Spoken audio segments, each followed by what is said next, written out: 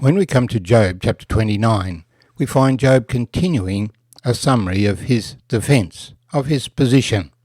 He has followed God as best he could all of his life, and things went really well for him. But he didn't love the things God gave him. He still always loved God only. And now God has taken those things away, and he accepts that. He doesn't understand why.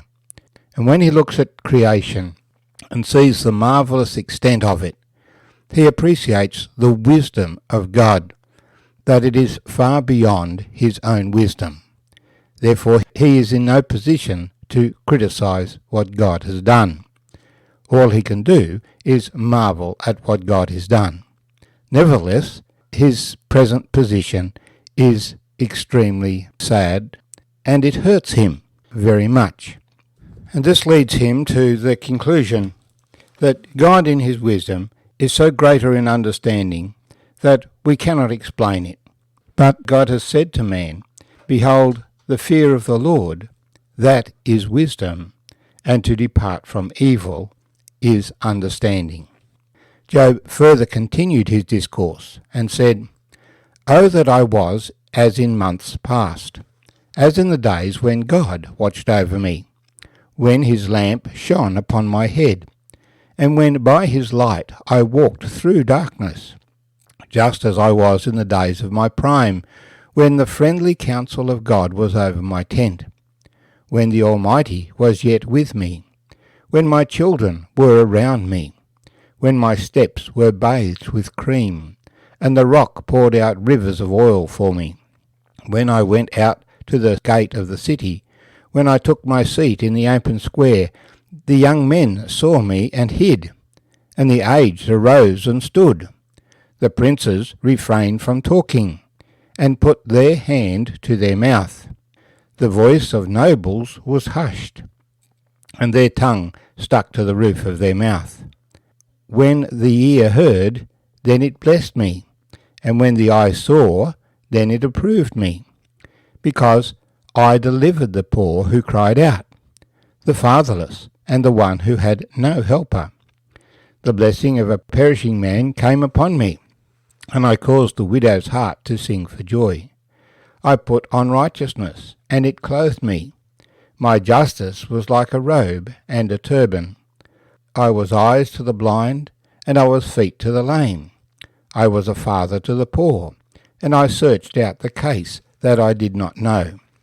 I broke the fangs of the wicked, and plucked the victim from his teeth. Then I said, I shall die in my nest, and multiply my days as the sand.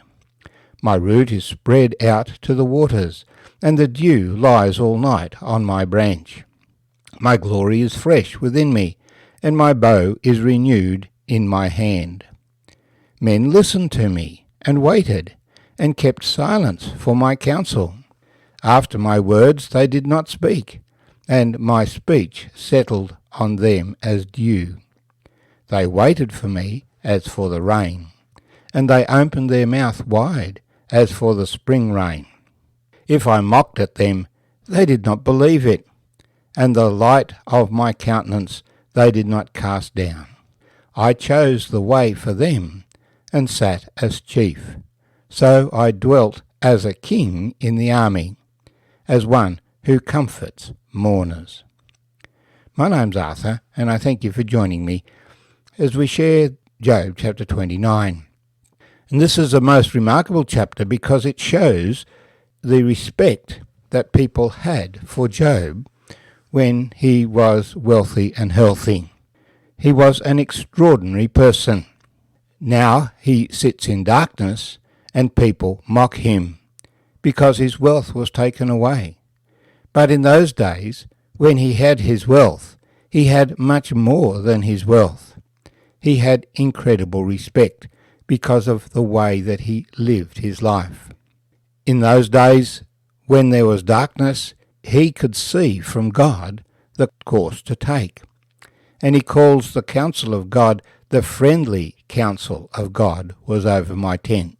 In other words, he walked in fellowship with God through the darkness with the guidance of God. And that's a blessed place to be in. Jesus said, I am with you always, even to the end of the age. And that was the experience that Job had. God was with him. His children were around him. That brought great happiness. His steps were bathed with cream, and the rock poured out the rivers of oil for me. His farming enterprises were very successful. So he gained great wealth. But he didn't save it up for himself. He went to the city square, and people had such respect for him that they all stopped talking. Even the nobles, the princes, they were quiet. The young men hid themselves, lest Job found fault with them and punished them for their misdemeanours.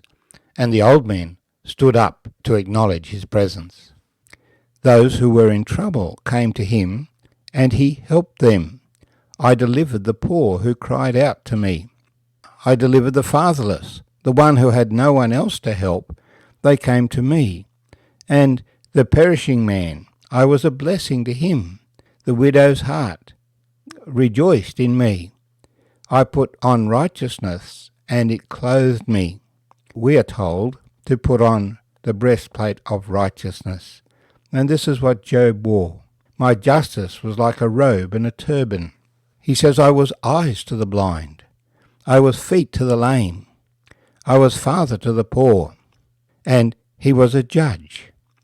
When a matter of dispute arose, he investigated what had happened. He searched it out.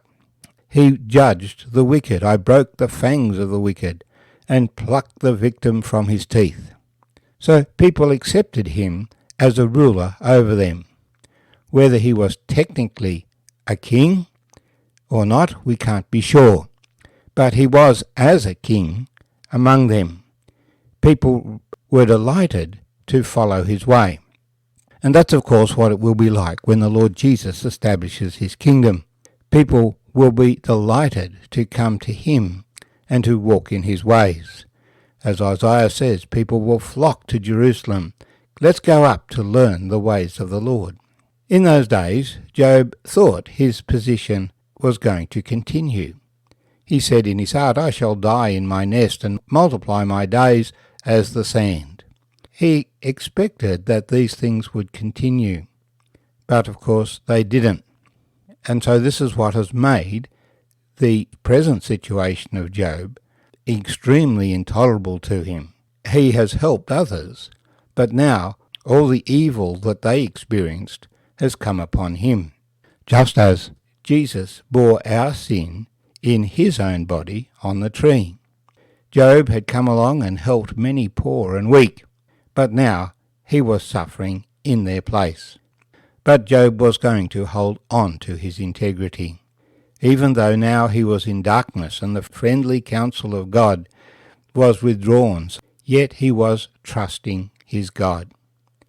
And we have those incredible statements sprinkled through the book, that even though he slay me, yet will I trust him, that I love his word more than my regular food. I know my Redeemer lives. So even now that everything was taken away from him, his hope was in God. The situation Job had been in was that men listened to him and waited for his counsel. He was the guide. He was the helper. And when they heard his words, they trusted them. After my words they did not speak. My speech settled on them as dew. They waited for me as for the rain, and they opened their mouth wide as for the spring rain. So let us desire the words of the Lord Jesus, whose words are pure words, and we must open our mouths wide to receive the blessing that comes from his mouth. But now Job is mocked by his friends. Now nobody takes any notice of him anymore. They are not stopping to listen. They are just walking past and saying, did you hear what happened to Job? We thought nothing could happen to Job, but look, they have all left him. He had been their leader. Now he was their scorn.